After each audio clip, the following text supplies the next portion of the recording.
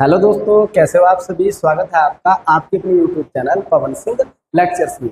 और इस वीडियो में आज का हमारा टॉपिक है लास्ट 10 ईयर पीवाईक्यू पर आधारित top most 100 MCQ for video exams. तो आइए शुरू करते हैं।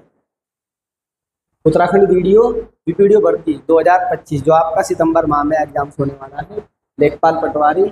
इसमें आपको लास्ट 10 ईयर पीवाईक्यू पर यानी कि प्रीवियसली ईयर क्वेश्चन पर आधारित टॉप मोस्ट 100 एमसीक्यू मिलेंगे देखने को, जिसमें आपको हिंदी के, जीके, जीएस और करंट और उत्तराखंड जीएस के क्वेश्चन आपको देखने को मिलेंगे। और वीडियो में आपको लास्ट तक बना रहना है, क्योंकि लास्ट में हमने बहुत इसमें हार्ड क्वेश्चन ऐड किए हैं। तो आइए शुरू करते हैं।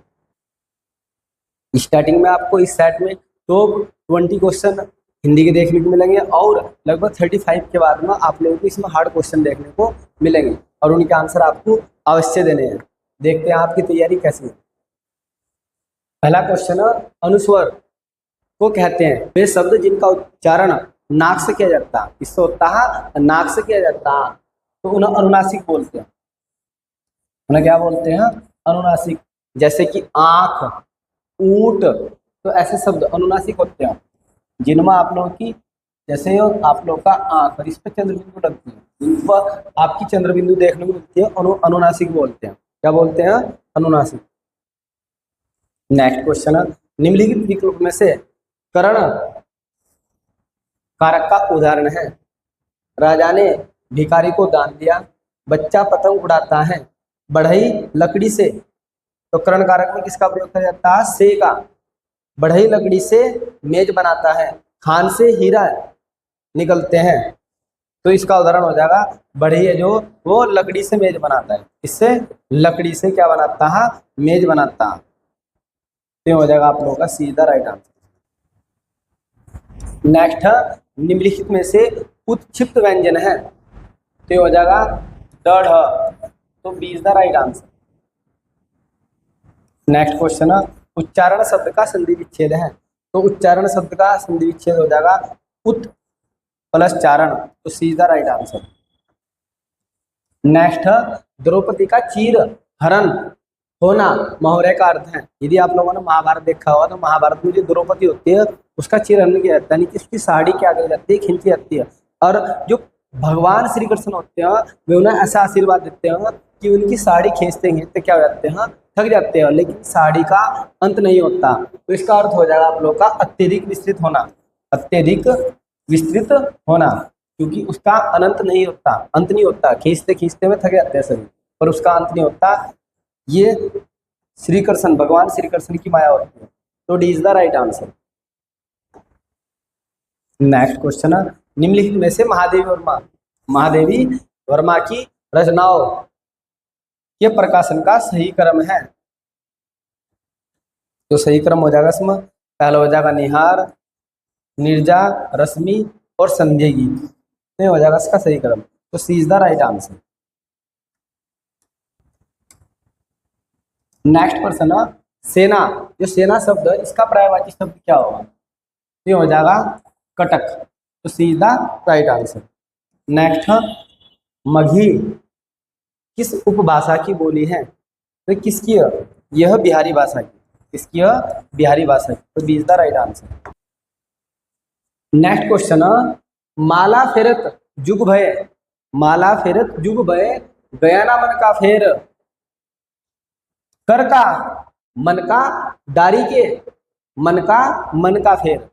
तो इसमें पूछ जा रहा है आप लोगों से उपयुक्त पंक्ति में कौन सा अलंकार है। यदि अलंकार की बात करते हैं तो इसमें आप लोग देख रहे हैं मन का शब्दों का क्या किया गया है? पुनरावर्ती। जिस अलंकार में शब्दों की पुनरावृत्ति होती है और प्रत्येक बार उस शब्द का अर्थ अलग अलग होता है, तो ऐसे अलंकार को हम क्या बोलते हैं? यमक अलंकार कहते हैं। जैसा आप लोगों ने कनक कनकते सोगनी, एक कनक का अर्थ होता है धतूरा, एक कनक का अर्थ होता है सोना। और यहाँ पे एक मन का अर्थ माला की जो दाने होते हैं उन्हें फेरना, एक मन का अर्थ मन के भाव को फेरना, ठीक है, या मन को बदलना। तो यहाँ पे दोनों ही बार मन का शब्द का यूज यार, दोनों बार इसका अर्थ अलग अलग है, तो इसलिए यहाँ पे हो जाएगा यमक अलंकार। तो C is the right answer. Next, वर्ण व का उच्चारण स्थान है। तो जो वह ये होता दंतोष्ट, दंतोष्ट। जब इसे बोले जाता है तो दांत प्लस होठ दोनों का प्रयोग किया जाता है, इसलिए ये दंतोष्ट कहलाता है। तो C is the right answer. Next है निम्नलिखित में से तद्भव शब्द है। तद्भव शब्द आपको पहचानना है। समुद्र, शांति, ताप, ये तीनों क्या है?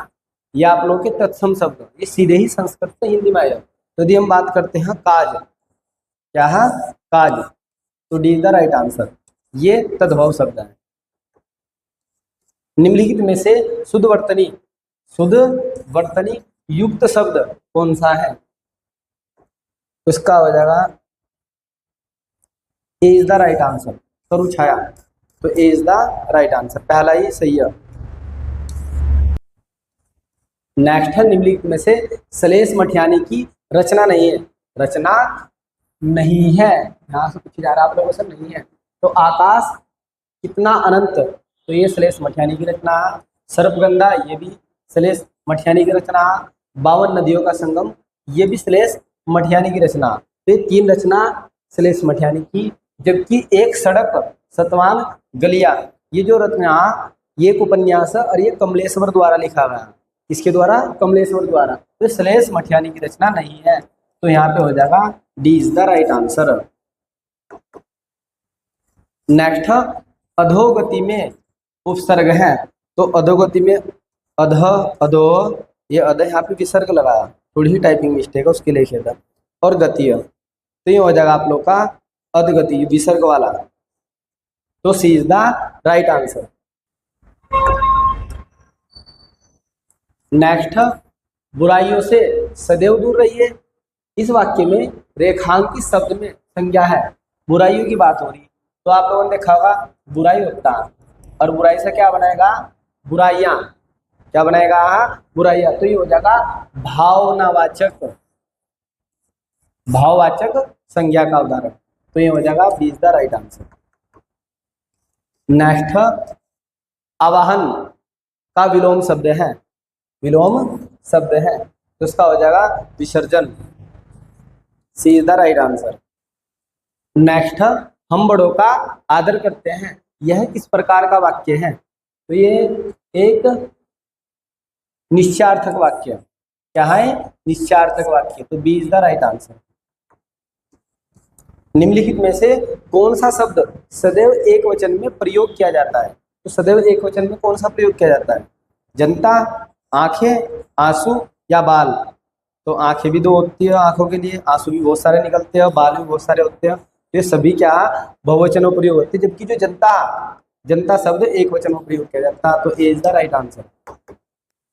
नेक्स्ट, कारतूस किस भाषा का शब्द है? अंग्रेजी का, अरबी का, पुर्तगाली का, फ्रांसी का? तो ये हो जाएगा अरबी भाषा का। तो B is the right answer.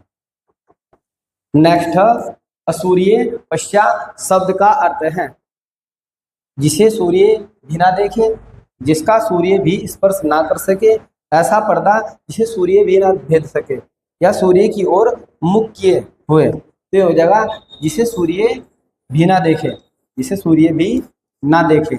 ये खास तरह से उन स्त्रियों के लिए प्रयोग किया जाता है जो स्त्री बहुत ज्यादा लज्जित होती है, ठीक है, जिन्हें घर से बाहर निकलने की भी अनुमति नहीं होती, और वे स्त्रियां घर में रहती है। कहाँ रहती है? घर में रहती है, बहुत ज्यादा लज्जित स्त्री होती है, तो उनके ऊपर सूर्य का प्रकाश भी नहीं पड़ता। तो इसलिए इसका अर्थ हो जाएगा जिससे सूर्य भी ना देखे। तो A is the right answer. Next question, Bambai में सोशल सर्विस लीग की स्थापना किसने की थी? तो ये की थी एन.एम. जोशी ने, M.N. जोशी ने। तो B is the right answer. Next है, निम्न में से भू आबद्ध पतन है। भू आबद्ध पतन का मतलब होता है ऐसा बंदरगाह जो चारों ओर से भूमि से घिरा हो। ऐसा बंदरगाह जो चारों ओर से भूमि से घिरा हो। तो ये पूछा जा रहा है आप लोगों से कौन सा ऐसा बंदरगाह? ये है चेन्नई बंदरगाह। चेन्नई बंदरगाह लैंड लॉक पोर्ट इसे बोलते हैं, लैंड लॉक्ड पोर्ट, जो चारों ओर से भूमि से, जिसके चारों ओर भूमि हो। तो ये हो जाएगा चेन्नई बंदरगाह। तो D is the right answer. Next, रात अभी मौजूद है। रात अभी मौजूद है किसके द्वारा लिखी गई? तो ये लिखी गई है लीलाधर जुगली द्वारा, तो A is the right answer. Next, मानव विकास सूचकांक किसने विकसित किया? तो ये किसने विकसित किया? ये विकसित किया यूएनडीपी। यूएनडीपी की फॉर्म होती है United nation development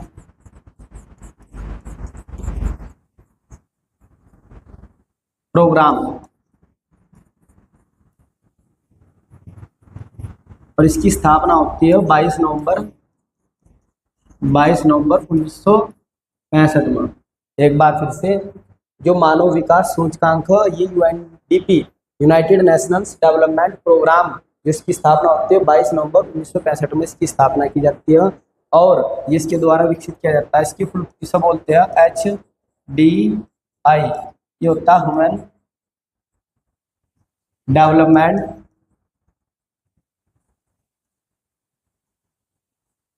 development index. और भारत की वर्तमान में जो भारत की रैंक है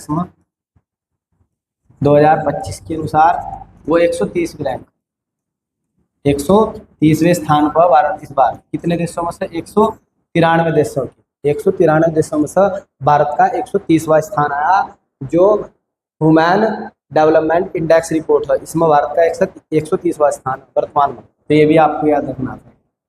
तो ये हो जाएगा यूएनडीपी, तो ये हो जाएगा D is the right answer.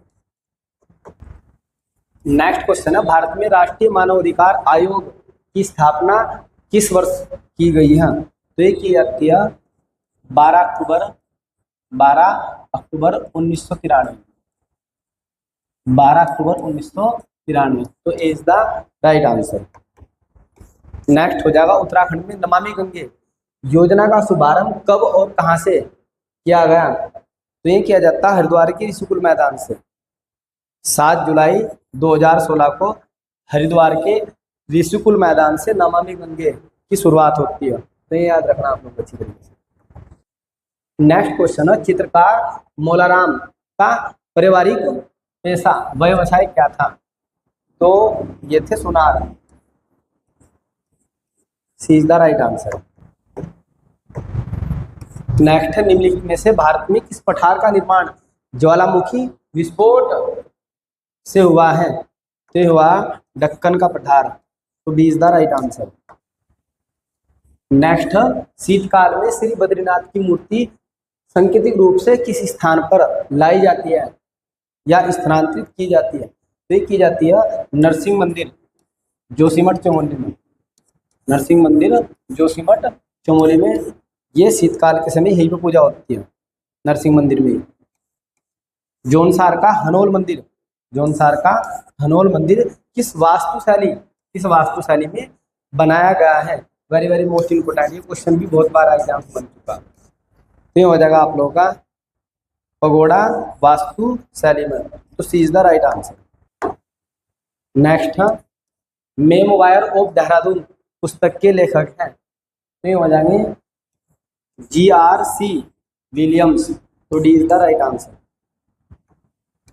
Next, Veer Chandra Singh Garhwali पर्यटन स्वरोजगार योजना की घोषणा कब की गई? तो की जाती है 1 जून 2002 को, तो B is the right answer. Next, Gangotri का गंगा माता मंदिर ये किसने बनाया है? अमर सिंह थापा ने। मैंने टेली वीडियो में पढ़ा, अमर सिंह थापा द्वारा बनाया गया। नेक्स्ट क्वेश्चन है, उत्तराखंड हिल स्टेट काउंसिल की स्थापना किस वर्ष की गई? तो की जाती है 1973 में, तो की जाती है 1973, तो B is the right answer. Next है, अंतरिक्ष यान जूनो का संबंध किस ग्रह से है? तो यह बृहस्पति ग्रह से, D is the right answer. किस जनजाति में बढ़ान विवाह प्रथा प्रचलित है? तो बढ़ान विवाह, तो वैसा बढ़ान याद रखना और वैसे ही बोक्सा याद रखना। तो बढ़ान विवाह कहाँ मिलती है? बोक्सा जनजाति में, तो C is the right answer. Next है इंद्रमणि बडोनी सम्मान 2025 का तीसरा संस्करण किसे प्रदान किया गया? ये करंट का क्वेश्चन है। तो ये प्रदान किया गया है विजय जरदारी को। तो C is the right answer.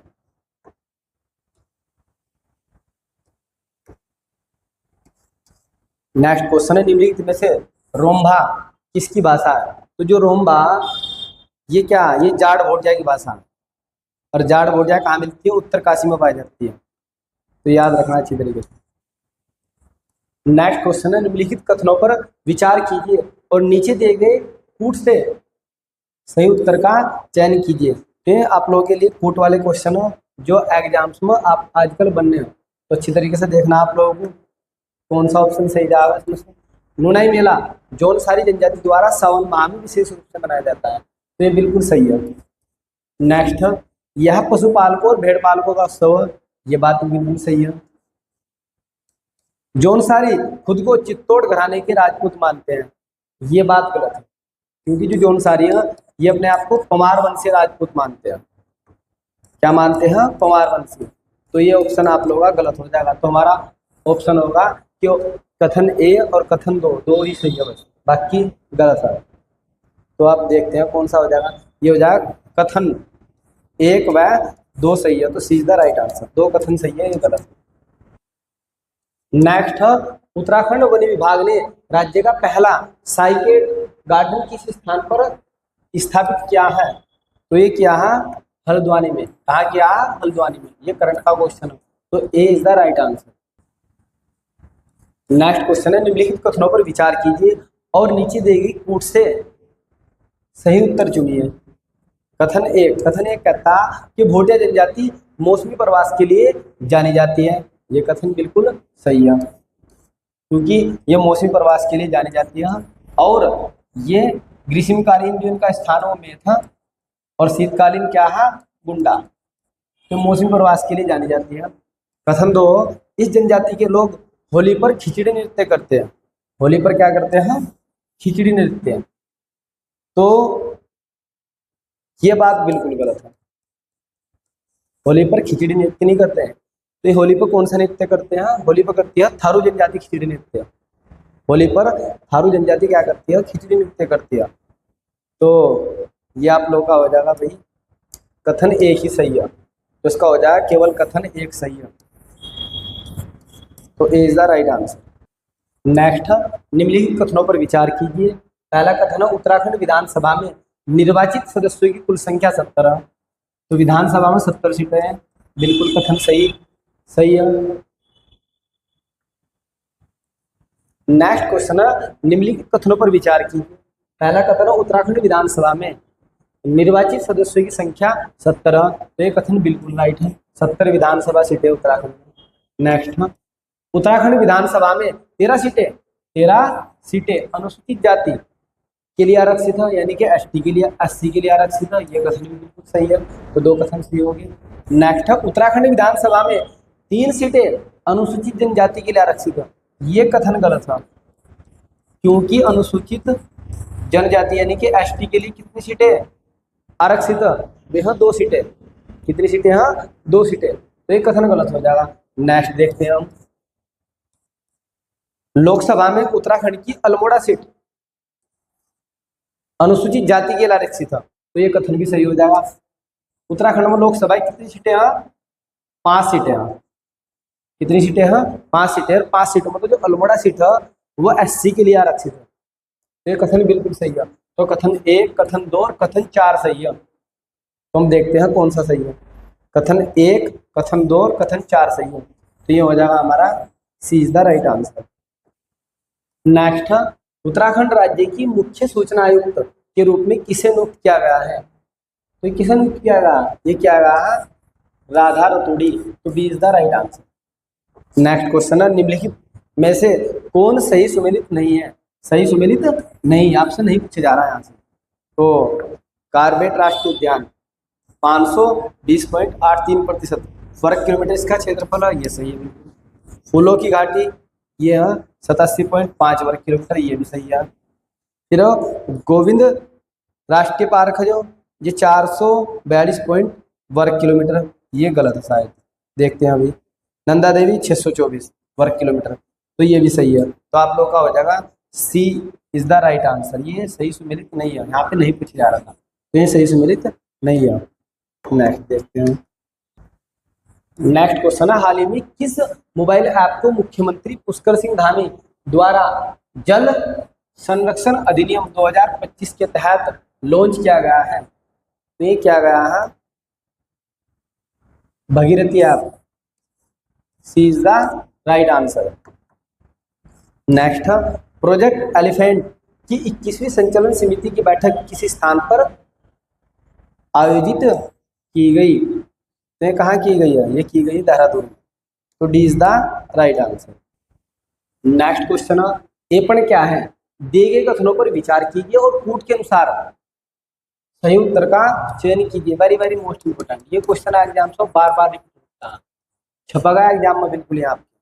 तो देखते हैं, पहला है यहाँ पे, एपण का अर्थ है हाथ से लीपना और उंगलियों से चित्रांकन करना। तो ये बात बिल्कुल सही है, एपण का अर्थ होता है उंगलियों से लीपना या हाथ से लीपना।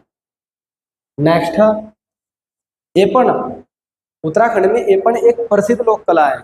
ये कथन भी सही है। तीसरा, जो कुमाऊं क्षेत्र में विशेष अवसरों और अनुष्ठानों के दौरान की जाती है। ये कथन भी सही है। नेक्स्ट, इसे बनाने के लिए गेरू, प्राचीन समय में क्या आता था, गेरू आता था, लाल रंग का होता है, और चावल का पेस्ट यानी कि चावल का घोल बना लिया जाता है। और फिर क्या होते, जब कोई शुभ अवसर, होली, दीपावली, यदि ऐसा कोई भी अनुष्ठान यानी कि उत्सव आता था, तो क्या होता, जो घर वाले होते, बड़े बुजुर्ग होते हैं, हाथ से छाप पे लगाते पत्ती वालों पर या धरती पर लगाते थे या दीवारों पर लगाते थे या घर के जो दरवाजे होते उन पर ये छाप लगाई जाती थी। और यह जो परंपरा ये एपण कहलाती है। क्या कहलाती है? एपण। और ये कुमाऊं में सर्वाधिक प्रचलित है। तो लगभग सभी कथन सही है।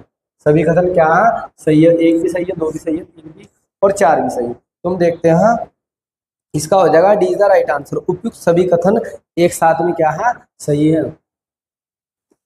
निम्नलिखित कथनों पर विचार कीजिए और दिए गए कूटों से सही उत्तर का चयन कीजिए। पहला कथन, कस्तूरी मर्ग को हिमालय का खजाना कहा जाता है। कस्तूरी मर्ग को हिमालय का खजाना कहा जाता है। बिल्कुल सही ऑप्शन है, क्योंकि जो कस्तूरी मर्ग है उससे 3-3 वर्ष बाद में 30 से 40 ग्राम क्या निकलती है? कस्तूरी निकलती है। जो कस्तूरी होती है ना, वो बहुत ज्यादा क्या होती है?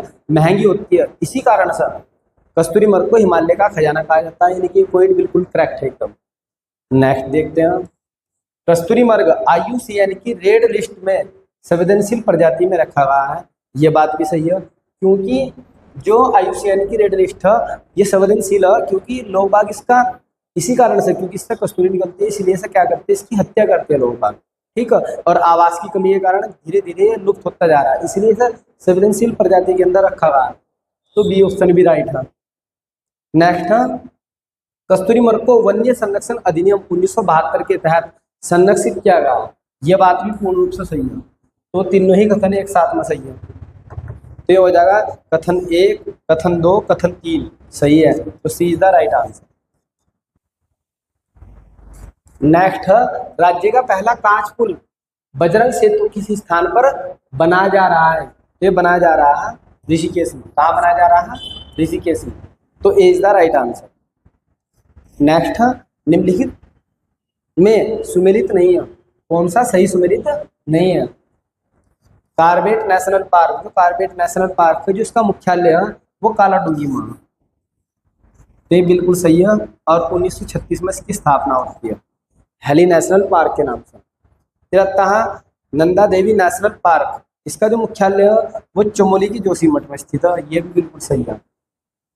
तिरता गोविंद राष्ट्रीय उद्यान, गोविंद राष्ट्रीय उद्यान ये उत्तरकाशी में तो है। ये तो बात बिल्कुल सही है, क्योंकि यहाँ पे मुख्यालय है। तो इसका मुख्यालय कहाँ से है? देहरादून में। यहाँ पे है देहरादून में। फिर Rajaji national park, Rajaji national park का मुख्यालय कहाँ है? देहरादून में।